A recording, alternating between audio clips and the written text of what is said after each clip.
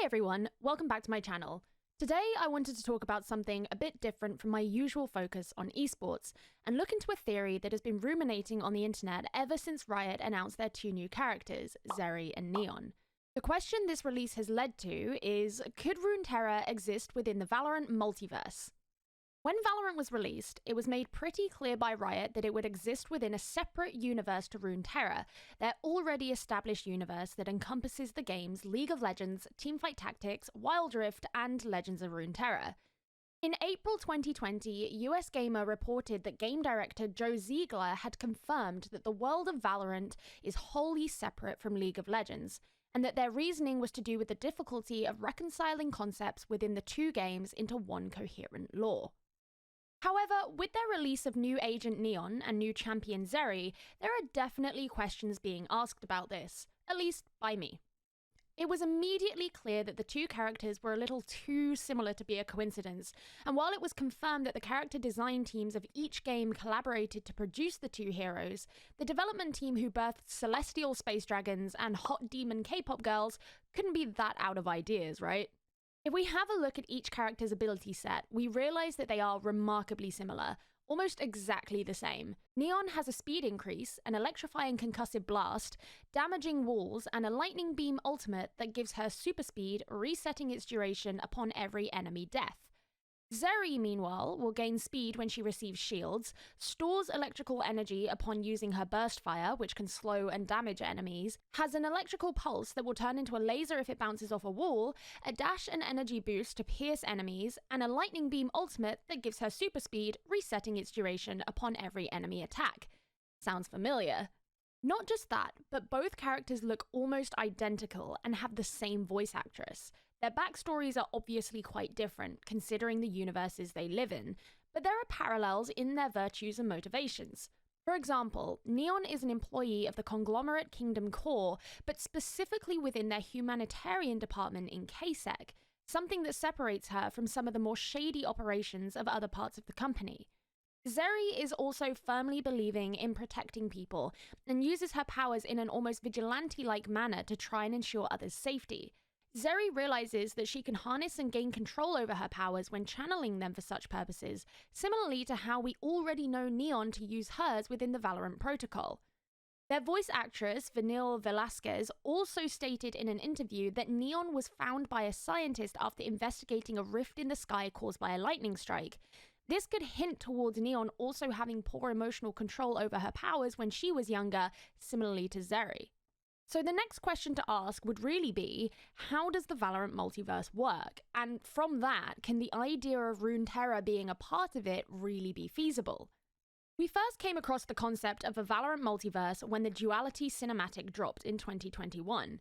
In it, we saw Phoenix chase down an enemy just to realize it was a nefarious version of himself. We've later come to know that these clones of the characters are inhabitants of what is known as the Mirror Earth, an alternate universe version of Earth known only to highly ranked Valorant Protocol and Kingdom Core employees.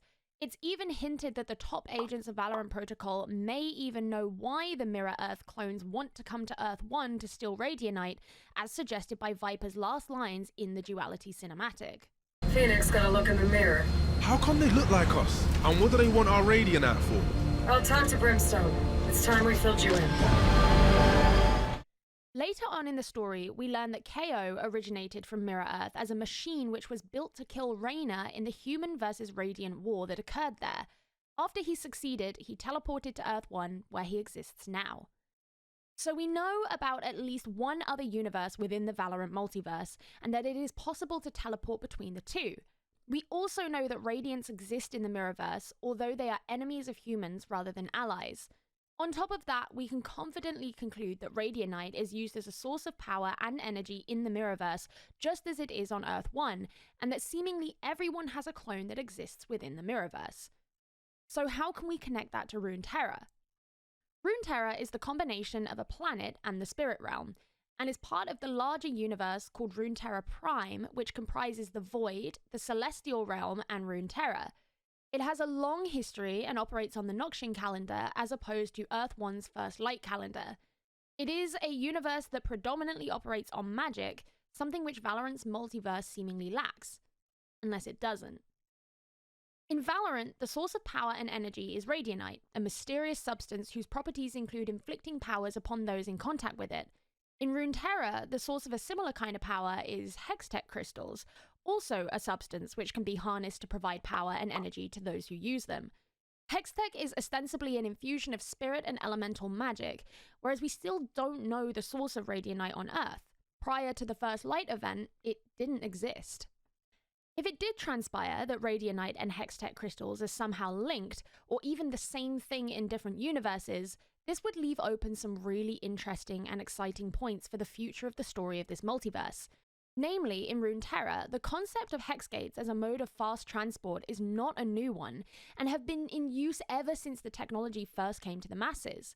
Meanwhile, in Valorant, there's still a lot we don't understand about the teleportation between universes that has occurred.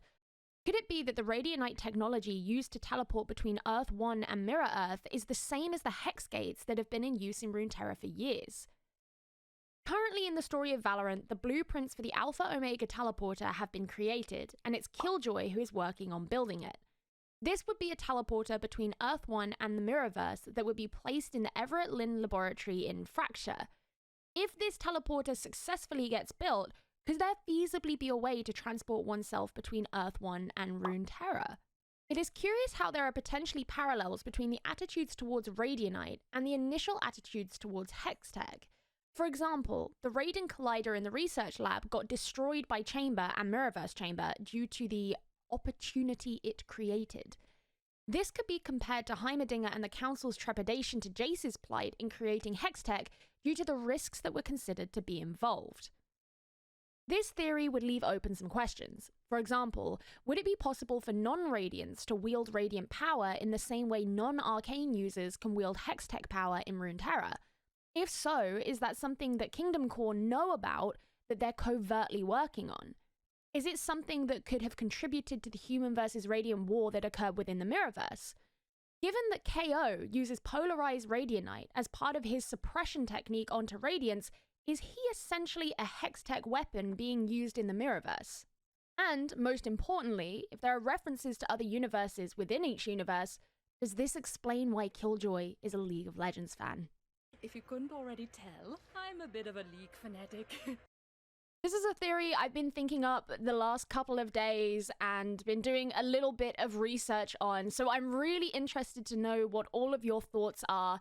I'm sure there's someone at Riot out there who's either thinking, damn it, she figured us out, or oh my god, she's an idiot. But either way, I thought it was a really intriguing theory because the fact that they've now got two characters that are the exact same person existing within these two IPs that supposedly have nothing to do with each other, this is Riot, man. I think there's way more going on here than originally let on, and I'm very curious to see how this story is gonna go. So let me know your thoughts down below, and of course, this is my first time doing a video of this kind of style, so I'm intrigued to know if you enjoyed it and whether I should do more in the future, because I'm thinking this could be something that's quite fun. Other than that, I will see you guys in the next video. Stay classy.